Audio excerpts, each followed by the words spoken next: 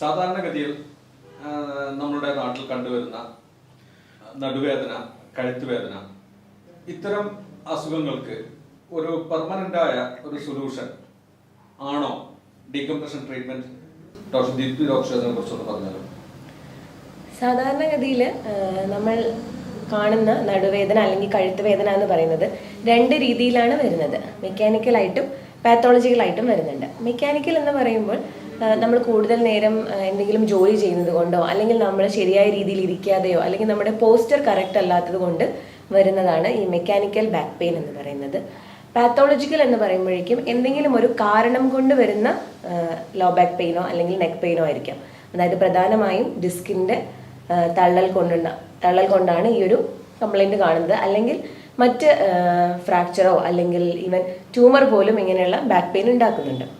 അപ്പം ഇതിൽ നമ്മുടെ നാട്ടിൽ സാധാരണഗതിയിൽ ഇതിന് ട്രീറ്റ്മെൻറ്റ് എന്ന് പറയുന്നത് വേദന വരുമ്പോൾ ഡോക്ടറിനെ കാണുക, അതിനുള്ളൊരു സിംറ്റമാറ്റിക് റിലീഫ് നേടുക, പിന്നീട് അത് പാടെ ഇഗ്നോർ ചെയ്തുകൊണ്ട് നോർമൽ ആയിട്ടുള്ള ആക്ടിവിറ്റീസിലേക്ക് കിടക്കുകയാണ്. പിന്നീട് വീണ്ടും പെയിൻ വരുമ്പോൾ അതേപോലെയുള്ള രീതികൾ സ്വീകരിക്കും. അതല്ലെങ്കിൽ ചെയ്യാവുന്നത് സർജറി ചെയ്ത് ഇത് കംപ്ലീറ്റായി ക്യൂർ ചെയ്യുക, അല്ലെങ്കിൽ ഡീകംപ്രഷൻ സിസ്റ്റത്തിലൂടെ ഇത് കംപ്ലീറ്റായി ക്യൂർ ചെയ്യുക. ഇവിടെ നമ്മൾ ചെയ്യുന്നത് ഡീകംപ്രഷനിലൂടെ ഈ ഒരു ഡിസ്ക് ബൾജിനെയോ അല്ലെങ്കിൽ നെർവ് റൂട്ട് കംപ്രഷനെയോ പൂർണ്ണമായും ക്യൂർ ചെയ്യുക എന്നുള്ളതാണ് നമ്മൾ മുന്നോട്ട് വയ്ക്കുന്നത്. ഈ നടുവേദനയിൽ ആയുർവേദത്തിലും ഫിസിയോതെറാപ്പിയിലും ചികിത്സ ഉണ്ടല്ലോ. ഇത്തരം ചികിത്സയെ കുറിച്ചിട്ട് വിപിൻ സാർ ഒന്ന് എക്സ്പ്ലെയിൻ ചെയ്യാം, ഫിസിയോതെറാപ്പിയിലുള്ള രീതികളെ കുറിച്ചിട്ട്. ഓക്കെ, ഫസ്റ്റ് ഓഫ് ഓൾ ഡിസ്കിന് വരുന്ന കുറേ പ്രശ്നങ്ങളുണ്ട്. നമ്മൾ സാധാരണഗതിയിൽ ഇപ്പം മാം പറഞ്ഞ പോലെ തന്നെ മെക്കാനിക്കൽ ആൻഡ് പാത്തോളജിക്കൽ. അപ്പം മെക്കാനിക്കൽ എന്ന് പറയുന്ന സമയത്ത് പറഞ്ഞ പോലെ എന്തെങ്കിലും ജോലിൻ്റെ ഭാഗമായി പോസ്റ്റർ പ്രോബ്ലം കൊണ്ടുണ്ടാകുന്ന മസിൽ ടൈറ്റ്നസ്സോ കാര്യങ്ങളോ കൊണ്ടൊക്കെയാണ് അത് വരിക. പക്ഷെ പാത്തോളജിക്കലിലേക്ക് വരുന്ന സമയത്ത് നമുക്ക് ഡിസ്ക് മെക്കാനിക്കൽ ഫിസിയോതെറാപ്പിയിൽ മെക്കാനിക്കൽ നമുക്ക് ഫിസിയോതെറാപ്പിയിലൂടെ തന്നെ, കാരണം ഫിസിയോതെറാപ്പി മാനേജ്മെന്റ് എന്ന് പറയുമ്പോൾ നമ്മൾ പ്രോപ്പറായിട്ടുള്ള ആ വ്യക്തിൻ്റെ റീഹാബിലിറ്റേഷൻ നോക്കുന്നത് അവരെ ഫസ്റ്റ് തന്നെ വരുന്നത് പോസ്റ്റർ കറക്ഷനൊക്കെയാണ്. പോസ്റ്റർ കറക്റ്റ് ചെയ്തിട്ട് അവർക്ക് എന്തൊക്കെ അലൈൻമെൻറ്റ് പ്രോബ്ലംസ് ഉണ്ടെന്ന് കറക്റ്റ് ചെയ്തിട്ട് അങ്ങനെ പോയി കഴിഞ്ഞാൽ തന്നെ ഒരുവിധം നമുക്ക് ആ ബാക്ക് പെയിൻ മാറ്റിയെടുക്കാൻ പറ്റും. അതുപോലെ തന്നെ ഏതെങ്കിലും മസിൽസ്, അതായത് ബാക്ക് മസിൽസ് ടൈറ്റ്നസ്സോ കാര്യങ്ങളുണ്ടെങ്കിൽ സ്ട്രെച്ചിങ് അങ്ങനെ മുതലായ ഫിസിയോതെറാപ്പി ടെക്നിക്സിലൂടെ നമുക്കത് ക്യൂർ ചെയ്തെടുക്കാൻ പറ്റുന്നതാണ്. പിന്നെ അവർക്ക് പ്രോപ്പർ ഒരു ഗൈഡൻസ് കൊടുക്കും, എന്തൊക്കെ ചെയ്യണം എന്തൊക്കെ ചെയ്യേണ്ടതിനുള്ള ഡൂസ് ആൻഡ് ഡോൺസ് അവർ നമുക്ക് സജസ്റ്റ് ചെയ്യും. പിന്നെ പാത്തോളജിക്കലിലേക്ക് വരുമ്പം അത് ഡിസ്ക് സംബന്ധമായിട്ടുള്ള പ്രശ്നങ്ങളാണ്. ഡിസ്ക് തള്ളിച്ചകളും കാര്യങ്ങളൊക്കെ നമുക്ക് വരാം. ഒരു വീഴ്ചയിലോ അല്ലെങ്കിൽ എന്തെങ്കിലും ഒരു ഇഞ്ചുറി നമുക്ക് സ്പൈനിന് പറ്റിയിട്ടുണ്ടെങ്കിൽ നമുക്കത് വരാം. അപ്പം സാധാരണ ആൾക്കാർ വന്ന് പറയും നമ്മൾ കാലിലേക്ക് ഭയങ്കര തരിപ്പാണ്, കാലിൻ്റെ മീൻസ് പാദം വരെ തരിക്കുന്നുണ്ട്, ഭയങ്കര പെയിൻ ഉണ്ട്, നമുക്ക് ഇരിക്കാൻ പറ്റുന്നില്ല, കിടക്കാൻ പറ്റുന്നില്ല. അപ്പോൾ ആ സിറ്റുവേഷൻ എന്നാണ് ഉദ്ദേശിക്കുന്നത് വെച്ചാൽ നമ്മൾ സ്പൈൻ ഡിസ്ക് തള്ളിയിട്ട് ഈ സ്പൈൻ ഞരമ്പുകളുണ്ട്, കുറേ നാഡീവ്യൂഹങ്ങളുണ്ട്. അപ്പോൾ ആ ഞരമ്പുകളിൽ തട്ടുമ്പം ആ പ്രഷറിൽ ചെറുതായിട്ടുള്ള ഇമ്പൾസസ്, അതായത് നമ്മളെ കാലിലേക്ക് പോകുന്ന റൂട്ട്, നെർവ് റൂട്ട്സ് ഉണ്ട്. അപ്പോൾ അത് പ്രോപ്പറായിട്ട് പോകേണ്ട ചാനൽസ് കുറച്ച് കട്ട് ഓഫ് ആവും. അതായത് നോർമൽ ഒരു ബൾബ് കത്തുകയാണെങ്കിൽ ലൂസ് കോണ്ടാക്റ്റിൻ്റെ മിന്നി കത്തുന്ന അതേ അവസ്ഥയാണ് നമുക്ക് ആ ഞരമ്പിലൂടെ പോകുമ്പം ആ പെയിൻ ഉണ്ടാക്കുന്ന ആൾക്കാരിലുള്ള പ്രതീതി. അപ്പം അത് മാറ്റിയെടുക്കാനാണ് നമ്മൾ ഈ സിസ്റ്റം ഉപയോഗിക്കുന്നത്. അതായത് ഡീകംപ്രഷൻ തെറാപ്പി സിസ്റ്റമാണ് നമ്മൾ അതിൽ ചൂസ് ചെയ്യുന്നത്. കാരണം സർജറി പറഞ്ഞ കേസുകൾ ഉണ്ടാവാം. അപ്പോൾ സർജറി എല്ലാവർക്കൊന്നും എഫോർഡബിൾ ആവില്ല. അതുകൊണ്ട് തന്നെ അത് ചെയ്തു കഴിഞ്ഞാൽ അതിൻ്റെ ഒരു ബുദ്ധിമുട്ടെന്ന് പറഞ്ഞാൽ റീഹാബിലിറ്റേഷൻ പ്രോസസ്സ് വളരെ വളരെ കൂടുതലാണ്. ഈ സർജിക്കൽ റീഹാബ് നമ്മളിപ്പോൾ സർജറി ചെയ്തിട്ട് കിട്ടുന്ന അതേ ഒരു കണ്ടീഷൻ നമ്മൾ ഡീകംപ്രഷൻ ട്രീറ്റ്മെന്റ് ചെയ്താലും കിട്ടുമോ? അത് അപ്പോൾ ആ പേഷ്യൻറ്റിൻ്റെ ഒരു കണ്ടീഷൻ വൈസ് ആണ് അത് ഡിവൈഡ് ചെയ്തത്. കാരണം ചില പേഷ്യൻറ്റിന് മൈൽഡ്, മോഡറേറ്റ്, സിവിയർ എന്ന രീതിയിൽ ഡിസ്ക് ബൾജ് വരാം. അതിൽ ആ കണ്ടീഷനിൽ mild to moderate to severe, ചില കണ്ടീഷൻ സിവിയറും അത്രയും അത്ര സിവിയർ ആണെങ്കിൽ മാത്രമേ നമുക്ക് സർജിക്കൽ മാനേജ്മെൻറ്റിൻ്റെ ആവശ്യമുള്ളൂ. അല്ലെങ്കിൽ ആ പേഷ്യൻറ്റിനെ പ്രോപ്പറായി ഗൈഡ് ചെയ്ത് നല്ല രീതിയിലുള്ള റീഹാബിലിറ്റേഷൻ സെറ്റ് ചെയ്ത് ഈ ഡീകംപ്രഷൻ തെറാപ്പിയിലൂടെ തന്നെ നമുക്കത് ഒരു 80 to 85% നമുക്ക് സുഖപ്പെടുത്തിയെടുക്കാൻ പറ്റും. ബാക്കിയുള്ള 20% എന്ന് പറയുന്നത് അത് ആ പേഷ്യൻറ്റിൻ്റെ, ആ രോഗിയുടെ നടത്തം, ഇരുത്തം, അവർ ചെയ്യുന്ന ദിനചര്യങ്ങളുടെ ഒരു കറക്റ്റ് ക്രമാതീതമായ രീതിയിൽ മുന്നോട്ട് പോകാൻ പറ്റുന്നുണ്ടെങ്കിൽ നമുക്ക് സമ്പൂർണ്ണമായിട്ട് നമുക്ക് മാറ്റിയെടുക്കാൻ പറ്റുന്നതാണ്. ബാക്ക് പെയിൻ, അതായത് ഡിസ്ക് തള്ളിച്ചുകൊണ്ട് ഉണ്ടാവുന്ന ഞരമ്പിൽ തട്ടി ഉണ്ടാവുന്ന തരിപ്പ് വേദനകൾ കാര്യങ്ങളൊക്കെ. ഈ ഈ ബാക്ക് പെയിൻ രോഗികളിലൊക്കെ നല്ല സ്ട്രെസ് കാണാറുണ്ട്, അതുപോലെ നല്ല സ്ട്രെസ് ഉള്ളവർക്ക് ബാക്ക് പെയിൻ കാണാറുണ്ട്. ഇത് രണ്ടും തമ്മിൽ എന്തെങ്കിലും കണക്ഷൻ ഉണ്ടോ? ഇത് ആക്ച്വലി ഒരു സൈക്കിളാണ്. അതായത് സ്ട്രെസ്, ആങ്സൈറ്റി ഉള്ള ആളുകളിൽ കാലക്രമേണ ലോ ബാക്ക് പെയിൻ ഉണ്ടാവാം. ലോ ബാക്ക് പെയിൻ ഉള്ള ആളുകളിൽ നേരെ തിരിച്ചും സ്ട്രെസ്സും ഡിപ്രഷനും ഉണ്ടാവാം. അതായത് ഒരാൾക്ക് കുറേ നാളായിട്ട് സ്ട്രെസ്, ആങ്സൈറ്റി അങ്ങനെ എന്തെങ്കിലും ഒരു ഇമോഷണൽ ഡിസ്റ്റർബൻസ് ഉണ്ട് എങ്കിൽ അത് അവരുടെ ശരീരത്തിൽ അവരറിയാതെ തന്നെ കോർട്ടിസോൾ, അതേപോലെ അഡ്രിനാലിൻ തുടങ്ങിയിട്ടുള്ള ഹോർമോൺസ് റിലീസ് ചെയ്യാൻ കാരണം. ഇത് നമ്മൾ അറിയാതെ നമ്മുടെ മസിൽസിനെ ടൈറ്റൻ ചെയ്യാൻ തുടങ്ങും. അതായത് നെക്ക്, ഷോൾഡർ, അതേപോലെ നടുവിൻ്റെ ലോ ബാക്കിൻ്റെ മസിൽസിനെ ടൈറ്റൻ ചെയ്യാൻ തുടങ്ങും. അങ്ങനെയാണത് കാലക്രമേണ LBA അല്ലെങ്കിൽ ലോ ബാക്ക് പെയിൻ ആയിട്ട് മാറുന്നത്. ഇതേപോലെ തന്നെയാണ് ലോ ബാക്ക് പെയിൻ ഉള്ള ഒരാൾ, അയാൾക്ക് അയാളുടെ ജോലിയിൽ നന്നായി ശ്രദ്ധിക്കാൻ പറ്റുന്നുണ്ടാവില്ല.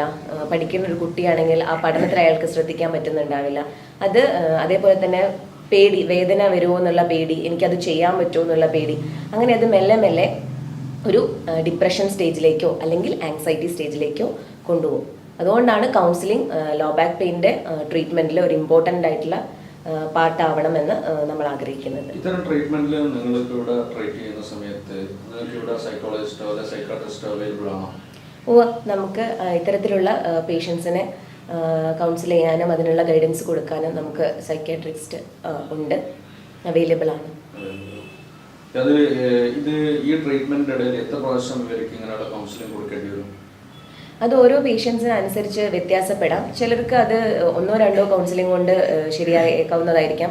ചിലർക്ക് ഒരുപാട് നാളായിട്ടുള്ള ലോ ബാക്ക് പെയിൻ ഒക്കെ ആണെങ്കിൽ അവർ വളരെ ഇറിറ്റേറ്റഡ് ആയിരിക്കാം, വളരെ ഡിപ്രസ്ഡ് ആയിരിക്കാം. അങ്ങനെയുള്ള ആളുകൾക്ക് അതിനനുസരിച്ചുള്ള ഒരു കൗൺസിലിംഗ് സെഷൻ കൊടുക്കേണ്ടി വരും. അത് സൈക്യാട്രിസ്റ്റിൻ്റെ ഒരു ഡൊമൈനിൽ വരുന്ന കാര്യമാണ്. അത് അവരാണ് തീരുമാനിക്കുന്നത്. ഈ ഡീകംപ്രഷൻ ചെയ്യുന്ന പേഷ്യന്റിന് സാധാരണഗതിയിൽ മറ്റുള്ള മെഡിസിൻ്റെ എന്തെങ്കിലും ആവശ്യം ഉണ്ടാവാറുണ്ടോ? മെഡിസിൻ ഇതും കാൽഷ്യം, വൈറ്റമിൻ പോലുള്ള കാര്യങ്ങൾ നമ്മൾ അസസ് ചെയ്യാറുണ്ട് ഡീകംപ്രഷൻ ചെയ്യുന്നതിന് മുന്നേ. കാരണം എന്താണെന്ന് വെച്ച് കഴിഞ്ഞിട്ടുണ്ടെങ്കിൽ നമ്മുടെ ബോണിൻ്റെ ഡെൻസിറ്റി അല്ലെങ്കിൽ അതിൻ്റെ ഒരു ശക്തി നമ്മൾ മെഷർ ചെയ്യാൻ വേണ്ടി ഉപയോഗിക്കുന്ന ലാബ് ടെക്നിക്സ് ആണ് കാൽഷ്യവും വൈറ്റമിൻ ഡി തുടങ്ങിയവ. അപ്പോൾ അത് കുറവാണെങ്കിൽ നമ്മൾ അതിൻ്റെ സപ്ലിമെൻറ്റ്സ് എന്തായാലും കൊടുക്കണം. ഇല്ലെങ്കിൽ അതെന്തെങ്കിലും ഒരു കോംപ്ലിക്കേഷൻ ഭാവിയിൽ ഉണ്ടാവാനുള്ള സാധ്യതയുണ്ട്, അതായത് ട്രീറ്റ്മെൻറ്റിൻ്റെ സമയത്ത്. അതുകൊണ്ട് അതിനുള്ള സപ്ലിമെൻറ്റ് നമ്മൾ കൊടുത്തുകൊണ്ടേ നമ്മളിത് ചെയ്യാൻ പറ്റുള്ളൂ. അതേപോലെ എന്തെങ്കിലും കോമോർബിഡിറ്റീസ്, അതായത് എന്തെങ്കിലും അസുഖമുള്ള ആളുകളാണെങ്കിൽ അതിൻ്റെ മെഡിസിനൊക്കെ ഇതിൻ്റെ കൂടെ എടുക്കാം, അതിൽ നിന്നും യാതൊരു പ്രശ്നവും ഇല്ല. പിന്നെ അതേപോലെ നമ്മളിതിൻ്റെ കൂടെ നമ്മുടെ മെഡിസിൻസ് സപ്പോർട്ടീവായിട്ട് ലോ ബാക്ക് പെയിൻ്റെ ഇൻഫ്ലമേഷനും പെയിനും കുറയ്ക്കാനുള്ള മെഡിസിൻസ് സപ്പോർട്ടീവായിട്ട്, അതായത് ഒരു ആഡ് ഓൺ എഫക്റ്റിന് വേണ്ടിയിട്ട് അതും നൽകുന്നുണ്ട്. ഈ ഡീകംപ്രഷൻ ചെയ്യുന്ന പേഷ്യൻറ്റിന് ഇവിടെ നിങ്ങൾ MRI ഗൈഡാണ് ഈ ട്രീറ്റ്മെൻറ്റ് എന്ന് പറഞ്ഞു. അപ്പോൾ അതല്ലാതെ കുറേ ബ്ലഡ് ടെസ്റ്റുകൾ ചെയ്യുന്നുണ്ട്. ഇതിൻ്റെയൊക്കെ ആവശ്യങ്ങൾ ഇപ്പോൾ കുറച്ച് കാര്യങ്ങളൊക്കെ ഞാൻ പറഞ്ഞിട്ടുണ്ട്. അതൊന്ന് കൃത്യമായിട്ട് ഇതിനെന്തൊക്കെയാണ് ഈ ട്രീറ്റ്മെൻറ്റ് ചെയ്യുന്ന സമയത്ത് എന്തൊക്കെയാണ് ശ്രദ്ധിക്കേണ്ടത് എന്നുള്ളതൊന്ന്. ട്രീറ്റ്മെൻറ്റായിട്ട് നമ്മളുടെ അടുത്തൊരു രോഗി എത്തുന്ന സമയത്ത് നമ്മൾ ആദ്യം ഫിസിക്കലി ഉള്ള ടെസ്റ്റുകളും കാര്യങ്ങളും ചെയ്യുന്നുണ്ട്. ക്ലിനിക്കലി ആദ്യം ആ പേഷ്യൻറ്റിനെ അസസ് ചെയ്യുന്നു. അതിനുശേഷം ആദ്യമായിട്ട് നമ്മളൊരു എക്സ്റേയിലേക്കാണ് നീങ്ങുന്നത്. എക്സ്റേയിൽ തന്നെ നമുക്ക് ഡിസ്ക് ബൾജ് എവിഡൻ്റ് ആണ്, അല്ലെങ്കിൽ എക്സ്റേയിൽ നമുക്ക് മനസ്സിലായത് ഇതൊരു മെക്കാനിക്കൽ ബാക്ക് പെയിൻ മാത്രമാണ് എങ്കിൽ നമ്മൾ വീണ്ടും ഫർദർ ഇൻവെസ്റ്റിഗേഷൻ്റെ ആവശ്യമില്ല. അതേസമയം ഇതൊരു ഡിസ്കിൻ്റെ പ്രോബ്ലം ആണ് അല്ലെങ്കിൽ നെർവ് റൂട്ട് കംപ്രഷൻ ആണ് എന്ന് നമ്മൾ സംശയിക്കുന്നുണ്ടെങ്കിൽ നമ്മൾ MRI എന്നുള്ള അടുത്ത സ്റ്റേജിലേക്ക് പോകും. അതിലാണ് നമുക്ക് കൃത്യമായിട്ടുള്ളൊരു ഡീറ്റെയിൽസ് കിട്ടുന്നത്. ഏത് ലെവലിലാണ് ഡിസ്ക് ബൾജ് ചെയ്തിരിക്കുന്നത്, അത് ഡിസ്ക് നെർവിന് കംപ്രഷൻ ഉണ്ടാക്കുന്നുണ്ടോ, അല്ലെങ്കിൽ കെനാൽ സ്റ്റിനോസിസ് ഉണ്ടാക്കുന്നുണ്ടോ, കെനാലിൻ്റെ ഡയമീറ്റർ എത്രയാണ്, ഈ തുടങ്ങിയിട്ടുള്ള ടെക്നിക്കൽ സൈഡ് നമുക്ക് ക്ലിയർ ആവുകയാണ്. അത് അസസ് ചെയ്തിട്ടാണ് നമ്മൾ ഡീകംപ്രഷൻ ചെയ്യുന്നത്. അതായത് ഏത് ആംഗിളിൽ വേണം, ഏത് സ്പീഡിൽ വേണം തുടങ്ങിയ കാര്യങ്ങളൊക്കെ നമ്മൾ തീരുമാനിക്കുന്നത് ഈ ഒരു MRI ഫൈൻഡിങ്സ് കൂടെ വെച്ചിട്ടാണ്. അതുകൊണ്ടാണ് MRI ഇമ്പോർട്ടൻ്റ് ആവുന്നത്. പിന്നീട് ഞാൻ നേരത്തെ പറഞ്ഞു കാൽഷ്യം, വൈറ്റമിൻ നമ്മൾ ചെക്ക് ചെയ്യുന്നുണ്ട്. അതേപോലെ എന്തെങ്കിലും അസുഖങ്ങൾ കൂടെ ഉള്ള ആളുകളാണോ എന്നുള്ളത് ഇതിൻ്റെ കൂടെ തന്നെ നോക്കുന്നുണ്ട്. അതായത് ഡയബറ്റിക് ആണോ എന്നുള്ളത് നമ്മൾ നോക്കുന്നുണ്ട്. കാരണം കാലിലേക്കുള്ള തരിപ്പും കാര്യങ്ങളും നടുവിന് വരുന്ന പ്രശ്നങ്ങൾ കൊണ്ട് കാലിന് തരിപ്പുണ്ടാവുന്നത് പോലെ തന്നെ ഒരു ഡയബറ്റിക് പേഷ്യൻറ്റിനും കാലിന് തരിപ്പും പുകച്ചിലൊക്കെ ഉണ്ടാവാനുള്ള സാധ്യതയുണ്ട്. അതുകൊണ്ട് അത് ഡിഫറൻഷ്യേറ്റ് ചെയ്യാനുള്ള ടെസ്റ്റുകൾ നമ്മൾ ചെയ്യുന്നുണ്ട്. അല്ലെങ്കിൽ ചിലപ്പോൾ ഒരു യൂറിനറി സ്റ്റോൺ കൊണ്ട്, അതായത് കിഡ്നിയിലെ സ്റ്റോൺ കൊണ്ട് ഇതുപോലെയുള്ള ഒരു ലോ ബാക്ക് പെയിൻ വരാനുള്ള ചാൻസ് ഉണ്ട്. അങ്ങനെയുള്ളൊരു ഹിസ്റ്ററി പേഷ്യൻ്റ് പറയുന്നുണ്ടെങ്കിൽ അത് റൂൾ ഔട്ട് ചെയ്യാനുള്ള ടെസ്റ്റുകൾ നമ്മൾ ചെയ്യേണ്ടതുണ്ട്. അതേപോലെ യൂറിക് ആസിഡിൻ്റെ കംപ്ലൈൻറ്റ് ഉണ്ടോ എന്നുള്ളത് നമ്മൾ ഇതിൻ്റെ കൂടെ നോക്കാറുണ്ട്. പ്രധാനമായും ഇത്തരത്തിലുള്ള ടെസ്റ്റുകളാണ് നമ്മൾ ചെയ്യുന്നത്. ഈ ഡീകംപ്രഷൻ ട്രീറ്റ്മെന്റ് ചെയ്യുന്നത് ഇതിൽ ഡോക്ടർ വിപിൻ സാർ ഇതിനുള്ള പ്രത്യേക ട്രെയിനിങ് കാര്യങ്ങളൊക്കെ അതിനെ കുറിച്ചൊന്ന് എക്സ്പ്ലെയിൻ ചെയ്യും. ഓക്കെ, അത് നമ്മുടെ ഡീകംപ്രഷൻ സിസ്റ്റം നമുക്ക് സാധാരണ ഒരു മെഷീനായിട്ട് നമുക്ക് കൺസിഡർ ചെയ്യാൻ പറ്റില്ല. കാരണം അത് യൂറോപ്പിലൊക്കെ ഒരുപാട് യൂസ് ചെയ്ത് കാണുന്ന ഒരു മെഷീനാണ്. അപ്പോൾ അതിനുള്ള പ്രോപ്പർ ക്ലിനിക്കൽ എവിഡൻസ് ഒക്കെ ഒരുപാട് തന്നിട്ടുള്ള ഒരു മെഷീനും കൂടിയാണ്. അപ്പം അതിനെ നമ്മൾ ചൂസ് ചെയ്യുമ്പോഴും അതിനെക്കുറിച്ച് അറിഞ്ഞിട്ട്, ഏത് മെഷീൻ പ്രോഡക്റ്റ് ആണെങ്കിലും നമ്മളൊക്കെ നല്ല രീതിയിൽ അറിഞ്ഞിട്ട് വേണം അതിനെ നമുക്ക് ചെയ്തു. അതുപോലെ തന്നെ അത് വെൽ സെറ്റിൽ, അതായത് അത് ഓറിയൻറ്റഡ് ആയി അതിൻ്റെ ഓറിയൻറ്റേഷൻ ക്ലാസ്സും എല്ലാം അറ്റൻഡ് ചെയ്ത് നല്ല രീതിയിൽ പ്രിപ്പയർഡ് ആയ ഫിസിയോതെറാപ്പിസ്റ്റുകൾ മാത്രമേ അത് കൈകാര്യം ചെയ്യുള്ളൂ. കാരണം വെച്ചാൽ അവരൊരു ട്രെയിൻഡ് ആയിട്ടുള്ള അതായത് decompression system therapy system USA based സാധനമാണ്. അപ്പോൾ അവരെ ട്രെയിനിങ് പർപ്പസ് കഴിഞ്ഞ് നല്ല ട്രെയിൻഡ് ആയിട്ടുള്ള പ്രൊഫഷണൽസ്, അതായത് ഫിസിയോതെറാപ്പിസ്റ്റുകൾ മാത്രമേ അത് കൈകാര്യം ചെയ്യുള്ളൂ. അവർക്ക് അതിനുള്ളൊരു സാധ്യത ഉള്ളൂ. ഇന്ന് നിങ്ങളിവിടെ ഉള്ള 4 പേരല്ലാതെ ഒരു ചെന്നൈയിലുള്ള ഒരു ഡോക്ടർ കൂടെ ഈ ഒരു കാര്യത്തിൽ എല്ലാത്തിലും ഡിസ്കഷനും കാര്യത്തിലൊക്കെ ഇൻവോൾവ് ആകുന്നുണ്ട്. അങ്ങനെ മാസത്തിൽ 2 ദിവസം ഇവിടെ വരുന്നുണ്ട്. അപ്പൊ അങ്ങനത്തെ ഈ ഇത്തരം ട്രീറ്റ്മെന്റിൽ അങ്ങനത്തെ എക്സ്പീരിയൻസ് കാര്യങ്ങളൊക്കെ നിങ്ങൾക്ക് എന്താ അതിനെ കുറിച്ചുള്ള? അത് ഞങ്ങൾക്ക് ചെന്നൈയിൽ നിന്ന് നല്ലൊരു ഡോക്ടർ വരുന്നുണ്ട്. അപ്പം അങ്ങനെ ഈ ഫീൽഡിൽ തന്നെ ഒരുപാട് വർഷം പ്രവൃത്തി പരിചയമുള്ള ഒരാളാണ്. അപ്പം ഡോക്ടർ ഫ്രാങ്ക്ലിൻ എന്നാണ്. അപ്പം സാറിൻ്റെ സജഷൻസ് ഞങ്ങൾ ചോദിക്കാറുണ്ട്. കാരണം ഓരോ കേസ് വരുമ്പോഴും കുറച്ച് കോംപ്ലിക്കേഷൻസ് വന്നാലും ഞങ്ങളത് ഡിസ്കഷനിൽ ഇട്ടിട്ടാണ് എല്ലാം ചെയ്യാറ്. അല്ലാണ്ട് ഇടപെടി എന്നിട്ട് ഞങ്ങളൊരു കാര്യങ്ങളും ഞങ്ങൾ ചെയ്യാറില്ല. അപ്പം പ്രോപ്പറായിട്ട് സ്പൈനാണ് അതിൻ്റെ റീഹാബ് അത്രയും നമുക്ക് കറക്റ്റായിട്ട് ചെയ്ത് കൊടുക്കണം. അപ്പം അങ്ങനെ ഒരു സിസ്റ്റം വരുന്നത് ഞങ്ങൾ പ്രോപ്പർ ചാനലിലൂടെ എല്ലാ കാര്യങ്ങളും ഡിസ്കഷൻ നടത്തിയിട്ടാണ് ഞങ്ങൾ ട്രീറ്റ്മെൻറ്റ് സ്റ്റാർട്ട് ചെയ്യാറ്. പിന്നെ അതുപോലെ തന്നെ നമ്മൾ നേരത്തെ മാഡം പറഞ്ഞു ഡയബറ്റിക് കണ്ടീഷൻസിൽ, അതായത് ഡയബറ്റിക് എന്തായാലും ഞങ്ങൾ ചെക്ക് ചെയ്യും. കാരണം ഡയബറ്റിക് പ്രോസസ്സ് എന്ന് പറയുമ്പം ഈ ഡീകംപ്രഷൻ സിസ്റ്റത്തിൽ ഒരു സെഗ്മെൻ്റൽ ഒരു പുള്ളിങ് ആണ് വരിക. അപ്പോൾ ആ പുള്ളിങ്ങിൽ നമുക്ക് എന്താണെന്ന് വെച്ചാൽ ഈ ഹീലിംഗ് പ്രോസസ്സ് ഉണ്ടാവും. അപ്പം അത് ഡയബറ്റിക് ആയ പേഷ്യൻസിൽ കുറച്ച് പതുക്കെ അത് ഉണ്ടാവുള്ളൂ. അപ്പോൾ എപ്പോഴും അങ്ങനെയുള്ളൊരു പേഷ്യൻസ് ഈ ട്രീറ്റ്മെൻറ്റിന് വരുമ്പോൾ പ്രത്യേകം ശ്രദ്ധിക്കണം. പെട്ടെന്ന് നമുക്കൊരു റിക്കവറി സ്റ്റേജ് ഇല്ല, പതിയെയാണ് ആ റിക്കവറി സ്റ്റേജ് ഉണ്ടാവുക. മറ്റേ സാധാരണ ഇപ്പോൾ ഡയബറ്റിക് അല്ലാത്ത ആൾക്കാർക്ക് കുറച്ച് സ്പീഡിൽ റിക്കവറി ഉണ്ടാവാം. അപ്പോൾ അതെപ്പോഴും പേഷ്യൻസ് മനസ്സിലാക്കിയിട്ട് അല്ല കിട്ടും, പക്ഷെ അത് കുറച്ച് ടൈം എടുത്തിട്ടാണ് കിട്ടുക. അത് പറഞ്ഞ് മനസ്സിലാക്കിയിട്ടാണ് ഞങ്ങൾ പേഷ്യൻസിനോട്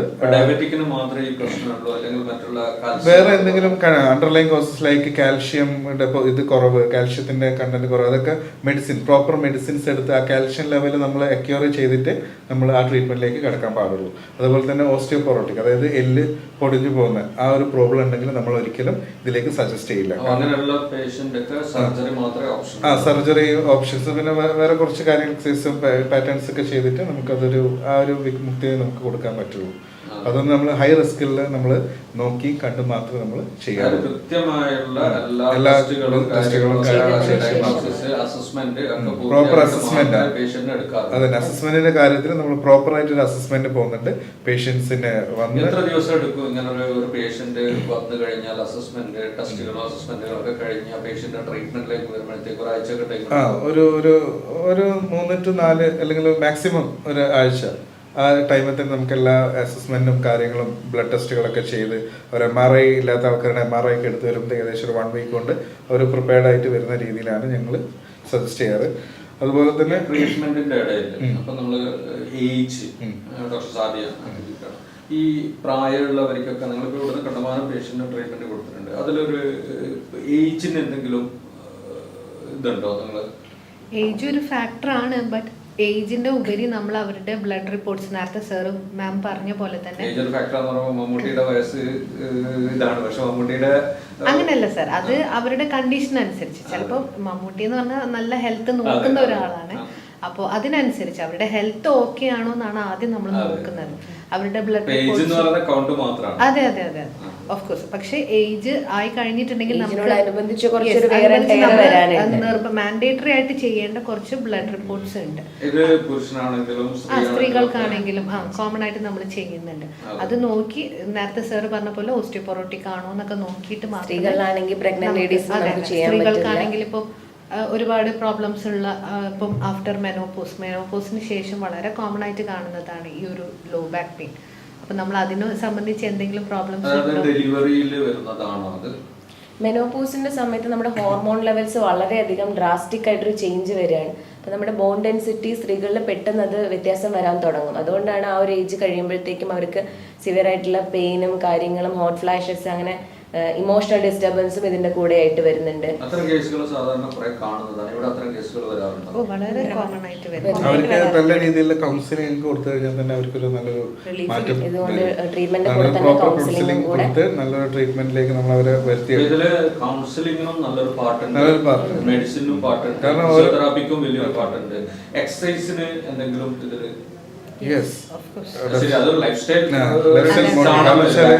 നമ്മള് ഇപ്പം വരുന്നതെന്ന് വെച്ചാൽ ഇത് ഈ ഡികംപ്രഷൻ സിസ്റ്റം, ഈ തെറാപ്പി സിസ്റ്റം കഴിഞ്ഞാൽ തന്നെ നമുക്ക് ആ പേഷ്യന്റിനോട് കുറച്ച് കാര്യങ്ങൾ പ്രോപ്പറായിട്ട് പറഞ്ഞു കൊടുക്കാനുണ്ട്.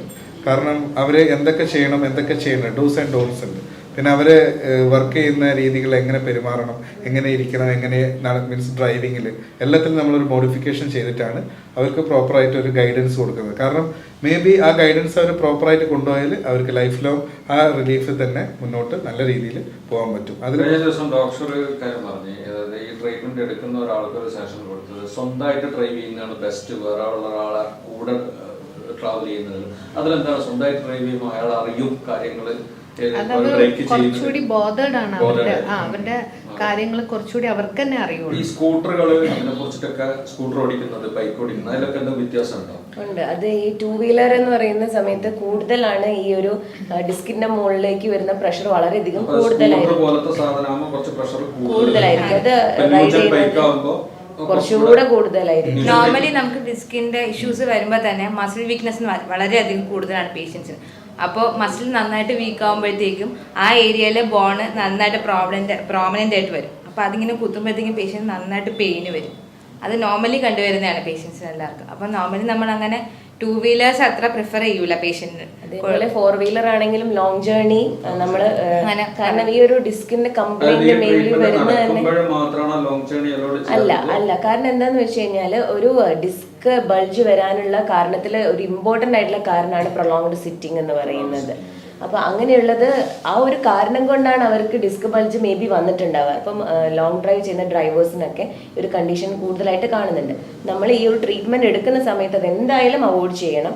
പിന്നെയും നമ്മൾ ആ ഒരു ലൈഫ് സ്റ്റൈൽ തന്നെ ഫോളോ ചെയ്യുകയാണെങ്കിൽ ഓഫ് കോഴ്സ് ഇത് റിപ്പീറ്റ് ചെയ്ത് വരും. കാരണം അതിൻ്റെ ഒരു നോർമൽ അലൈൻമെന്റിൽ നിന്ന് തന്നെ മാറിയത് ഈ ഒരു കോസ് കൊണ്ടാണ്. അപ്പം നമ്മൾ അലൈൻ ചെയ്ത ഒരു സാധനത്തിന് അത് തിരിച്ച് ആ സ്റ്റേജിലേക്ക് പോകാനുള്ള സാധ്യത കൂടുതലാണ്. അപ്പം നമ്മൾ ലൈഫ് സ്റ്റൈൽ മോഡിഫിക്കേഷൻ എന്തായാലും ചെയ്യേണ്ടതായിട്ട് വരും. ലോങ് ഡ്രൈവ് കാര്യങ്ങൾ, ഇതേപോലെ IT പീപ്പിൾ, അതുപോലെ മറ്റുള്ള ജോലികൾ, ഓഫീസ് വർക്ക് ഒക്കെ ചെയ്യുന്നവർക്ക് അവർക്കും ഡിസ്ക് ബൾജിനുള്ള ചാൻസ് കൂടുതലാണ്, വളരെ കൂടുതലാണ്. കാരണം പ്രൊലോങ് സിറ്റിംഗ് തന്നെയാണ് അവരും ചെയ്യുന്നത്. അവരുടെ എർഗോണോമിക്സ് പാരമ്പര്യം അങ്ങനെ എന്തെങ്കിലും വിഷയങ്ങളുണ്ടോ ഇതിൽ? ഈ ഡിസ്കുമായിട്ട് ബന്ധപ്പെട്ട രോഗങ്ങളുടെ ചിലപ്പോൾ ലോഡോസിസ് കർവിൻ്റെത് ചിലപ്പോൾ നമുക്ക് അങ്ങനെ അങ്ങനെയുള്ള ചേഞ്ചസ്. ചില ആൾക്കാർക്ക് കേവ് ഉണ്ടാവില്ല, അതായത് ലോഡോസിസ് ലംബാർ കേവ് കുറയും, അവർക്കാണ് പെട്ടെന്ന് കൂടുതലായിട്ട് ലോ ബാക്ക് പെയിൻ എക്വയർ ചെയ്യും. ഇതിൽ നിങ്ങൾ കഴിഞ്ഞ ദിവസം സംസാരിച്ചു പറഞ്ഞിട്ടുണ്ടായിരുന്നു സ്കോളിയോസിസിൽ നല്ല റിസൾട്ടാണ് ഈ ഒരു treatment. Doctor Vipin sir scoliosis കേസിനെ കുറിച്ചിട്ടൊന്ന് സ്കോളിയോസിസ് കൂടുതലായിട്ട് ചെയ്യുന്നത്. സ്കോളിയോസിസിന്റെ കണ്ടീഷനിൽ നമുക്ക് 10 to 20 ഡിഗ്രി നമുക്ക് വേണമെങ്കിൽ ഡീകംപ്രഷനിൽ ഇട്ടിട്ട് പേഷ്യന്റ് നല്ലൊരു ക്യൂറബിൾ സ്റ്റേജിലേക്ക് കൊണ്ടുപോകാം. അതെ, പക്ഷെ എബവ് 20 ഡിഗ്രി ആണെന്നുണ്ടെങ്കിൽ പോസിബിൾ അല്ല. നമുക്ക് അവർക്ക് ലൈഫ് സ്റ്റൈൽ മോഡിഫിക്കേഷൻസും സ്ട്രെച്ചിങ്ങും സ്ട്രെങ്തനിങ് പ്രോഗ്രാം, അവരെ പാറ്റേൺ ഓഫ് ലൈഫ് സ്റ്റൈൽ, പിന്നെ അവർക്ക് കുറച്ച് ചെറിയൊരു സ്കോളിയോസിസ് ഒക്കെ നമുക്ക് ഇതിൽ കൂടി നമുക്ക് കുട്ടികളിൽ കാണുന്ന ഈ പ്രശ്നങ്ങള് കാര്യങ്ങള് ഈ കൂന് എന്ന് പറയുന്ന ഒരു സംഭവം ഉണ്ടല്ലോ, ഇപ്പം ഈ മൊബൈലിലേക്ക് കൂടുതൽ മൊബൈൽ നോക്കിയിട്ടും മറ്റുള്ള പ്രശ്നങ്ങളൊക്കെ, അത് ഇതുമായിട്ട് ഈ അങ്ങനെയുള്ളവർക്ക് ഈ ട്രീറ്റ്മെന്റ് എന്തെങ്കിലും ഗുണം ചെയ്യും? കൈഫോസിസിലും അതിനുള്ള റിസൾട്ട് അത് നമ്മളെ നെക്കിലേക്ക് വരുന്ന സമയത്ത് നെക്കിന്റെ തേയ്മാനം കാര്യങ്ങളൊക്കെ വരും. ആ സമയത്ത് ആ ഡിസ്കിന് തേയ്മാനം വരുമ്പം ആ ഏജിൻ്റെതായ രീതിയിൽ ചില തേയ്മാനങ്ങൾ വരുന്ന സമയത്ത് കയ്യിലേക്ക് തരിപ്പ് കാര്യങ്ങളൊക്കെ അവർക്ക് വരാം. അപ്പം അതിന് നമുക്ക് സർവൈക്കൽ ഡികംപ്രഷൻ സിസ്റ്റം യൂസ് ചെയ്യും. അതായത് സർവൈക്കലിൽ നമ്മൾ ഡികംപ്രഷൻ കൊടുക്കുന്ന സമയത്ത് ആ ഒരു റിലീഫ്. ഇപ്പൊ ഈ സർവൈക്കൽ കേസിൽ കൂടുതലായിട്ടും റിസ്ക് ലോ ബാക്ക് പെയിനേക്കാട്ടും കൂടുതൽ റിസ്ക് ഉണ്ടോ അതിൽ? ഉണ്ട്. അത് കുറച്ച് റിസ്ക് കൂടുതലുണ്ട്. കാരണം നമ്മുടെ വെർട്ടിബ്ര, അതായത് നട്ടെല്ലും അതിനിടയിലുള്ള ഡിസ്കുകളുമാണ് ഈ കാണിച്ചിരിക്കുന്നത്. അപ്പോൾ ഇതിലെ ഈ സെൻറ്റർ പോർഷനിലൂടെയാണ് നമ്മുടെ മെയിൻ ആയിട്ടുള്ള സ്പൈനൽ കോഡ് അല്ലെങ്കിൽ സുഷുമ്ന എന്ന് പറയുന്ന ഏറ്റവും ഇമ്പോർട്ടൻ്റ് ആയിട്ടുള്ള ഞരമ്പ് പാസ് ചെയ്ത് പോകുന്നത്. അപ്പോൾ അതിൽ നിന്നാണ് ബാക്കി നമ്മുടെ ശരീരത്തിലേക്ക് മൊത്തമുള്ള കണക്ഷൻ, മെയിൻ സോഴ്സാണ് ഈ സുഷുമ്ന എന്ന് പറയുന്നത്. അതുകൊണ്ട് തന്നെ സെർവൈക്കലിൽ എന്തെങ്കിലും ഒരു ഡിസ്ക് ബൾജ് കൂടുതലായിട്ട് വരുന്ന സമയത്ത് അത് കൈയിനെയും കാലിനെയും ഒരുപോലെ ബാധിക്കാനുള്ള സാധ്യത ഉണ്ട്. അപ്പോൾ ഒരു ഡിസ്ക് ബൾജ് വളരെ കൂടുതലാണ്, കെനാസിനോസിസ് വന്നു കഴിഞ്ഞു കഴിഞ്ഞാൽ അതൊരു ക്വാഡ്രിപ്ലീജിയ ലെവലിലേക്ക്, അതായത് ശരീരം തളർന്നു പോകുന്ന ഒരു രീതിയിലേക്ക് എത്താം. അതുകൊണ്ട് തന്നെ സെർവൈക്കൽ പെട്ടെന്ന് തന്നെ നമ്മൾ ട്രീറ്റ്മെന്റ് എടുക്കേണ്ടതാണ്. കൂടുതൽ ആൾക്കാരും അവഗണിക്കുന്ന ഒരു ഭാഗമാണ് ഈ കഴുത്തുവേദന. കഴുത്തുവേദന അത് ഉറക്കത്തിൽ കൊണ്ടതാണ്, ഇല്ലെങ്കിൽ മറ്റുള്ള വിഷയങ്ങൾ കൊണ്ടുവന്നാണ്, ചെറിയ പാമ്പ് കാര്യങ്ങളെല്ലാം കൂടി ഓടിച്ച്. പക്ഷെ ഇത് കുറച്ചൊരു സീരിയസ് ആയിട്ടുള്ള ഒരു കാര്യമല്ല. വിപിൻ സാർ അതിനെ കുറിച്ചിട്ട് ഇങ്ങനത്തെ കേസുകൾ ഉറക്കത്തിൽ വരും, അതൊരു മസിൽ സ്ട്രെയിൻ ആണ്. അല്ല, ഉറക്കത്തിൽ വരുന്ന പലരും അങ്ങനെ അവഗണിക്കാറാണ്. അത് എന്താ പറയാ, നമ്മളെ തല, അതായത് പ്രോപ്പർ ചെക്ക് ചെയ്ത് കഴിഞ്ഞാൽ മാത്രമാണ് ഇത് ഇങ്ങനെയുള്ളതാണോ അല്ലെ ഡിസ്കുമായിട്ട് ബന്ധപ്പെട്ടിട്ടുള്ളതാണോ. പെയിൻ വരുമ്പോൾ നമ്മൾ അതിനെ അവോയ്ഡ് ചെയ്യാതെ ബ്രെയിൻ, അതായത് ബ്രെയിൻ ഒരു വെയിറ്റ് ഉണ്ട്, ആ വെയിറ്റ് താങ്ങുന്നതാണ് ഈ സർവൈക്കൽ പാർട്ട്. അപ്പൊ അത് നമ്മൾ അതിൽ ചുറ്റുമുള്ള വീക്ക്നെസ്, മസിൽസിന് വീക്ക്നെസ് വന്നു കഴിഞ്ഞാൽ ഈ ബോഡി വെയിറ്റ്, അതായത് ബ്രെയിൻ്റെ വെയിറ്റ് നമ്മൾ സർവൈക്കലിന് താങ്ങുമ്പോൾ നമുക്ക് എന്താ പറയുക, ഡീജനറേറ്റ് ചേഞ്ചസ് വരും, അതായത് തേയ്മാനങ്ങൾ വരും. കാരണം വെയിറ്റ് താങ്ങാൻ ബ്രെയിൻ അത്രയും വെയിറ്റുള്ള സാധനം. അതിന്റെ കൂടെ തന്നെ നെക്ക് ബെൻഡ് ചെയ്തിരിക്കുന്ന സമയത്ത് അത് വളരെയധികം പ്രഷറാണ് നമ്മുടെ സർവൈക്കൽ. അപ്പം അവിടെ ഈ മസിൽസ് പിടിച്ചു നിർത്താനില്ലെങ്കിൽ ആ പ്രഷർ സർവൈക്കൽ ആ വെർട്ടിബ്രസിലാണ് വരിക. അപ്പം അതിന് പ്രഷർ കൂടുന്ന സമയത്ത് ഡിസ്കിന് തേയ്മാനം വന്നുകൊണ്ടിരിക്കും. ആ തേയ്മാനാണ് നമ്മൾ എന്താ പറയുന്നത് ലാസ്റ്റ് സർവൈക്കൽ പെയിന്, പിന്നെ കയ്യിലേക്കുള്ള അവിടെയുള്ള നെർവ് കുടുങ്ങി പോവുക. അപ്പം അങ്ങനെ കയ്യിലേക്കുള്ള തരിപ്പുകൾ സ്റ്റാർട്ട് ചെയ്യും. പേഷ്യൻസിന്റെ ഒരു വീക്ക്നെസ്, അത് രണ്ട് കൈയിലേക്ക് വീക്ക്നെസ് ചെയ്യാൻ പറ്റാത്ത അവസ്ഥയിലേക്ക് വരിക. അപ്പം അതൊരു പ്രധാനപ്പെട്ട ഒരു ഈ നിങ്ങൾ റേഡിയേറ്റിംഗ് പെയിൻ എന്ന് പറയുന്ന കയ്യിലേക്ക് തരിപ്പ് കാര്യങ്ങൾ, ഇത് ഇങ്ങനെ കുറെ കാലം കഴിയുന്ന സമയത്ത് സെൻസേഷൻ ഇല്ലാതാവുക, ഇല്ലെങ്കിൽ പിന്നെ ബ്ലഡ് സർക്കുലേഷൻ ഇല്ലാതെ അവിടെ പ്രശ്നങ്ങൾ വരിക, ഇത്തരം പ്രശ്നങ്ങളൊക്കെ ഇതിനെ കൊണ്ട് വരുമോ? ഡെഫിനറ്റ്ലി, എന്തായാലും അത് അങ്ങനെ ഒരു പ്രോബ്ലം കംപ്രഷൻ വന്നു കഴിഞ്ഞാൽ ഡെഫിനറ്റ്ലി ഞാൻ നേരത്തെ സൂചിപ്പിച്ചിരുന്നു, ആ ഒരു സപ്ലൈ, അതായത് ഒരു പ്രോപ്പർ വയർ കട്ട് ഓഫ് ആയി കഴിഞ്ഞാൽ ബൾബ് മിന്നി കത്തുന്ന പോലെ തന്നെ നമ്മൾ സെൻസേഷൻസ് കംപ്ലീറ്റ് ഒരു കട്ട് ഓഫ് ആയിട്ടാണ് വരിക. അപ്പോഴാണ് നമുക്ക് തൊട്ടാൽ അറിയില്ല, പിന്നെ ആ ഒരു മസിൽസിലേക്ക് സപ്ലൈ ഉള്ളത് കുറയുന്ന സമയത്ത് അതിലേക്ക് പ്രോപ്പറായിട്ടുള്ള ആ മസിൽസ് ആക്ട് ചെയ്യാനുള്ള സിഗ്നൽസ് കിട്ടില്ല. അപ്പം നമ്മൾ ആ മസിൽസ് കുറച്ച് നമ്മൾ കാണില്ല, നമ്മൾ അറിയാതെ തന്നെ മസിൽസ് വീക്കായി വന്നു തുടങ്ങും. പിന്നെ നല്ലോണം വീക്കായതിനു ശേഷമാണ് നമുക്കത് മനസ്സിലാവുക. അത് അങ്ങനത്തെ ഒരു കണ്ടീഷൻ സാധാരണഗതിയിൽ നമ്മൾ കാണാറില്ല. അത് പ്രോപ്പർലി ഇൻക്ലൂഡിങ് അതിന്റെ കൂടെ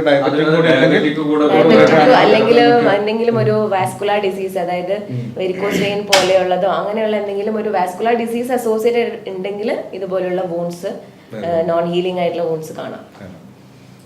ഇതില് ഈ ഒരു നല്ലൊരു ബാക്ക് പെയിൻ വർഷങ്ങളായിട്ട് ഇവിടെ വരുന്ന പേഷ്യന്റ് ഒക്കെ ഒരു 5 വർഷം 10 വർഷം 15 വർഷം പല ട്രീറ്റ്മെന്റുകളും എടുത്ത് സർജറി ചെയ്യാതെ, സർജറിയിൽ കൂടി ഇതിനൊരു പെർമനന്റ് സൊല്യൂഷൻ ഉണ്ടാക്കാന്ന് പറയുന്നുണ്ട്. പക്ഷെ പലരും സർജറിക്ക് എന്തില്ല, എന്നുള്ള ഒരു ഇതാണ്. ഇത്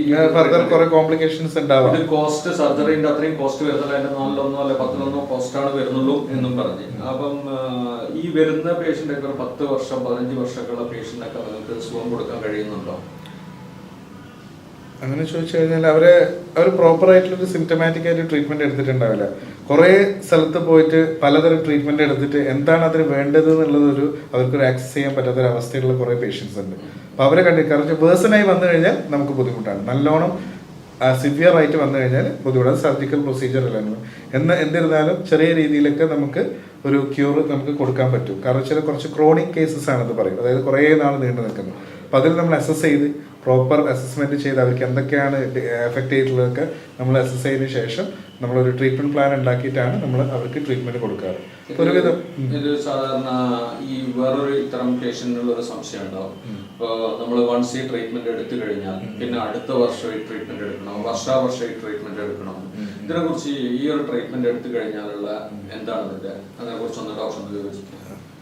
ഇത് ഞാൻ നേരത്തെ സൂചിപ്പിച്ചു ആ കാര്യം. അതായത് നമ്മൾ ഈ ട്രീറ്റ്മെന്റ് കഴിഞ്ഞതിന് ശേഷം നമ്മുടെ ലൈഫ് സ്റ്റൈൽ മോഡിഫൈ ചെയ്ത് എന്ത് തന്നെ ആയാലും മുന്നോട്ട് കൊണ്ടുപോകണം. അത് ട്രീറ്റ്മെന്റ് എടുത്തു കഴിഞ്ഞാൽ വർഷാവർഷം ഇതിന്റെ റിപ്പീറ്റ് ആയിട്ട് ട്രീറ്റ്മെന്റ് എടുക്കേണ്ട ആവശ്യം വരുന്നില്ല. പക്ഷെ കൃത്യമായ ഫോളോ അപ്പ് നമ്മൾ എടുത്തിരിക്കണം. അതായത് ഒരു മേജർ സർജറി കഴിഞ്ഞ് എപ്രകാരമാണോ നമ്മൾ ഫോളോ അപ്പ് ചെയ്യുന്നത് അതുപോലെ തന്നെ ഈ ഒരു പ്രൊസീജിയറിന് ശേഷവും നമ്മൾ ഫോളോ അപ്പ് എടുക്കണം. എന്തെങ്കിലും ഒരു ബുദ്ധിമുട്ട് ഉണ്ടാവുന്നുണ്ടോ എന്നുള്ളത് നമ്മളിങ്ങനെ കോൺസ്റ്റന്റ് ആയി ചെക്ക് ചെയ്തുകൊണ്ടിരിക്കണം. അതൊരു 4 to 5 years ആ ഒരു രീതിയിൽ തന്നെ നല്ല രീതിയിൽ കൊണ്ടുപോയി കഴിഞ്ഞാൽ പിന്നെ നമുക്ക് ഫ്രീ ആയി മുന്നോട്ട് പോകാവുന്നതാണ്. അതായത് ചുരുക്കി പറഞ്ഞാൽ നമ്മളിപ്പോ ഒരു ഹാർട്ട് പേഷ്യന്റ് ആകുക എന്ന് പറയുന്നത് ഒന്നുകിൽ ആൻജിയോപ്ലാസ്റ്റി അല്ലെങ്കിൽ ബൈപ്പാസ് ഒക്കെ ചെയ്ത ഒരാൾ പിന്നീട് ഒരു ഹാർട്ട് പേഷ്യന്റ് ആണ്. അവർക്ക് കുറെ ഡൂസ് ആൻഡ് ഡോൺസ് ഉണ്ടാവും. അതായത് ഡോക്ടർ പറയുന്ന രൂപത്തിൽ ജീവിച്ചാലാണ് എന്ത് ചെയ്യാൻ മുന്നോട്ട് പോകാന്നുള്ളത്. അല്ലാതെ അവർക്ക് ഇഷ്ടംപോലെ അവർക്ക് ജീവിക്കാം, പക്ഷെ എന്നാലും അവർക്ക് കുറെ കണ്ടീഷൻസ് ഉണ്ടാവും, ഇങ്ങനെയൊക്കെ ജീവിക്കണം. ഇതേപോലെ തന്നെയാണോ ഈ ട്രീറ്റ്മെന്റ് എടുത്തവരും ചില കാര്യങ്ങൾ ഡൂസ് ആൻഡ് ഡോൺസ് ഒക്കെ അനുസരിച്ച് ജീവിച്ച് പോയി കഴിഞ്ഞാൽ പിന്നെ ട്രീറ്റ്മെന്റ് എടുക്കാതെ മന്ത്ലി ചെക്കപ്പോ അല്ലെങ്കിൽ മന്ത്ലി അങ്ങനെ അല്ലെങ്കിൽ 2 മാസം കൂടുമ്പോ അല്ല ആഴ്ചക്കോ അങ്ങനെ എന്തെങ്കിലും ഇതുണ്ടോ ഈ ട്രീറ്റ്മെന്റ്? അത് എന്ന് വെച്ചാല് ഇപ്പം പറഞ്ഞല്ലോ മാം പറഞ്ഞു, ഇങ്ങനെ നമുക്ക് ഒരുപാട് കാര്യങ്ങളുണ്ട്. ഇപ്പം പെട്ടെന്ന് വരുമെന്ന്. വേറൊരു പ്രധാനപ്പെട്ട കാര്യം നമ്മൾ ഈ ഒരു ട്രീറ്റ്മെന്റ് അത് ഡിസ്കാണ്. ഡിസ്കിന് എന്ത് സംഭവിച്ചു കഴിഞ്ഞാലും ആദ്യം നമുക്ക് ദൈവം ഒരു തന്നിട്ടുണ്ട്, അതിനെന്തെങ്കിലും കേടുപാട് പറ്റിക്കഴിഞ്ഞാൽ അത് എപ്പോഴും ഒരു ഫങ്ഷണലി കുറച്ചൊരു 10% ഡൗൺ ആയിരിക്കും. അപ്പം നമ്മൾ ട്രീറ്റ്മെന്റ് ചെയ്ത് കഴിഞ്ഞാൽ നമുക്കൊരു ഫുള്ളി 100% പോകില്ല, പക്ഷെ ഒരു വിധം ഓക്കെ ആക്കിയിട്ട് നമ്മളത് തരും. പക്ഷെ എന്ന് വിചാരിച്ചിട്ട് നിങ്ങൾ പഴയ പോലെ ഓടാനും ചാടാനും വെയിറ്റുള്ള എടുക്കാൻ അങ്ങനത്തെ ഒരു കൺസെപ്റ്റിലേക്ക് വന്നു കഴിഞ്ഞാൽ അത് കുറച്ച് ബുദ്ധിമുട്ടാവും. കാരണം ഓൾറെഡി നിങ്ങളുടെ ഡിസ്ക് അതാണ്. അപ്പൊ അതുകൊണ്ട് അതിനാണ് ഡൂസ് ആൻഡ് ഡോൺസ് കറക്റ്റ് ആയിട്ട് ഫോളോ അപ്പ് ചെയ്യണം. എനിക്ക് ഈ ട്രീറ്റ്മെന്റ് കഴിഞ്ഞ് എനിക്കെല്ലാം കഴിഞ്ഞ എന്ന രീതിയിൽ കൺസെപ്റ്റിൽ പോയി കഴിഞ്ഞാൽ അത് അവർക്ക് വീണ്ടും പേഷ്യന്റിനോട് പറയാനുള്ളത് പൂർണ്ണമായി മാറും എന്ന് ഉദ്ദേശിക്കുന്നത് ഒരിക്കലും പഴയ രൂപത്തില് ദൈവം സൃഷ്ടിച്ച ആ രൂപത്തിലേക്ക് കൊണ്ടുപോകാൻ പറ്റില്ല. അതിനെ റിപ്പയർ മാത്രമാണ് ചെയ്യുന്നത്. അത് അവര് ബോധം അവർക്ക് ആദ്യം തന്നെ നമ്മൾ എനിവേ എല്ലാവർക്കും ഈ ഒരു ചർച്ചയിൽ സഹകരിച്ചതിനും നമ്മളെ കൂടെ ഇല്ലാത്ത ഫ്രാങ്ക്ലി സാർക്കും ഓക്കെ എല്ലാവർക്കും നന്ദി അറിയിച്ചു. Thank you.